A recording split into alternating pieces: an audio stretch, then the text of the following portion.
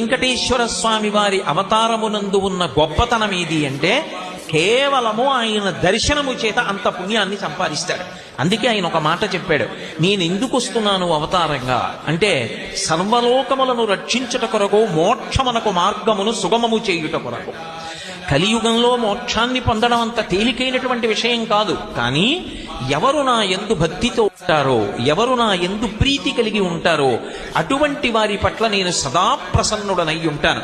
అందుకే స్మరణాత్ సర్వ పాపఘ్నం.